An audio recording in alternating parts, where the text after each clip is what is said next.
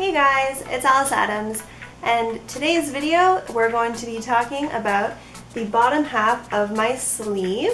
This is the third episode or entry in my tattoo diaries. Thank you for keeping up with this series. I guess I'll start by saying when I first got it done, it was about a year after the upper part of my arm, which I just spoke about in my previous tattoo diary video. I will put the link in the description. So it's really just a series of different flowers and skulls. I'll give you guys a closer look right now.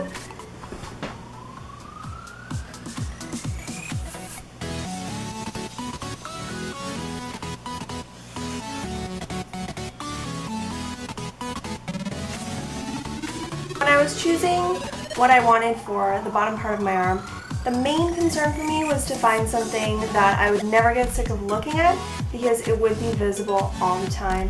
As I mentioned in my previous video, I thought that I wanted a half sleeve with my Nightmare Before Christmas tattoo, and then a year later I decided, oh shit, I actually want a full sleeve. So to find something that also kind of tied in the top of my arm to make it look like it was sort of one consistent piece was also a challenge.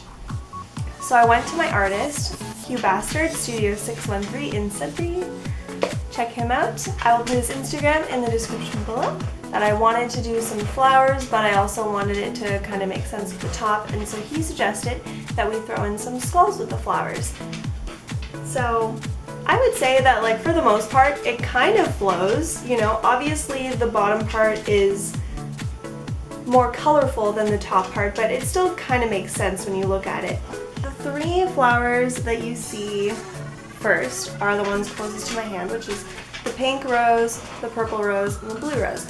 And the reason that I put these ones there was to kind of tie in my first tattoo ever, which is on my side. I'll show you that now. So this one, as you can see, is the blue rose, the pink rose, and the purple rose. So that's kind of what we were going for here. It's one of my most meaningful tattoos. A lot of my tattoos don't have meaning, but the first one definitely did. And my next tattoo diary entry will be about that, so I'm not going to tell you the meaning just yet, so look forward to that in a future post. But yeah, so that's why I chose these ones. And the skulls, as I mentioned before, were added to help to tie in the darker theme up here. And the other flowers, to be quite honest with you, are just fillers, as well as the leaves.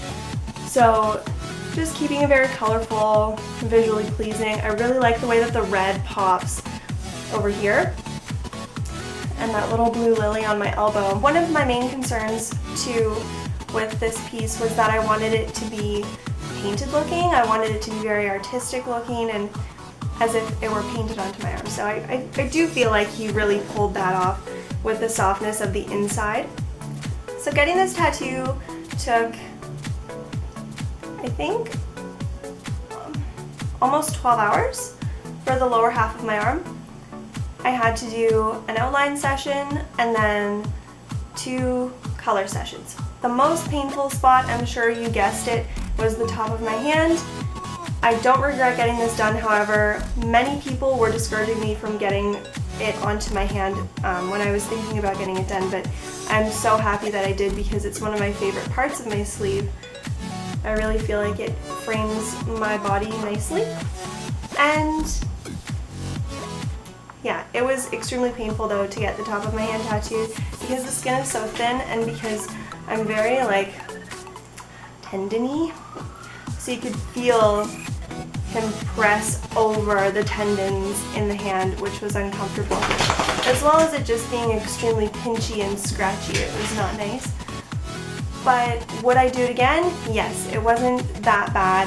As much as it was uncomfortable, it's so worth it, and I'm sure you hear me say this in all my tattoo diary entries, it's just one moment of pain for a lifetime of artwork, so it's absolutely worth it, no matter the spot. But after I had got the top of my hand colored in, it had blown up from the swelling more than any other tattoo I've had. It looked like if you were to blow air into a rubber glove. I don't know if you've ever done that before, that's 100% what my hand looked like. So I had like a normal hand and then a crazy blown up glove hand trying to do hair. It was totally messy. I had to actually wear powderless gloves at work all the time because I was worried about getting hair trimmings and hair color and things like that onto the tattoo. So it was kind of a bitch to heal in that sense. I'm sure if your job isn't as handsy, you would be fine, but that was kind of a challenge. The other two more painful spots of this tattoo would be my elbow and my wrist.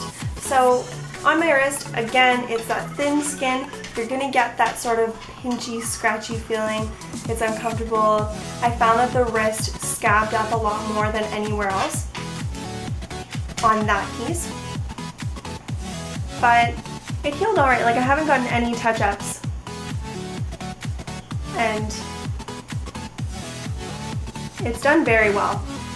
The fact that I have extremely pasty white skin also helps when getting colorful tattoos because it just keeps them so bright, I find. And getting my elbow tattooed, I'm sure you've heard that this one hurts, and they were not lying. It's a completely different sensation than getting anywhere else tattooed, to be quite honest with you. It vibrates your skeleton. You can feel the needle against the bone, and you just kind of have to grin and bear it until it's over. Just squint your way through it. You will do it. You will make it.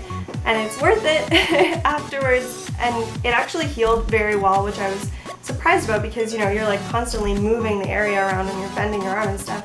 And yeah, it was totally fine, healing wise. The whole thing actually healed very well. I was very, very happy with it. But yeah, just that whole skeletal vibrating thing was not pleasant. But yeah, there isn't too much to tell about this tattoo. I just felt like because I had talked about the top part of my arm, you needed to know what the bottom part was all about. So that's kind of what we're dealing with.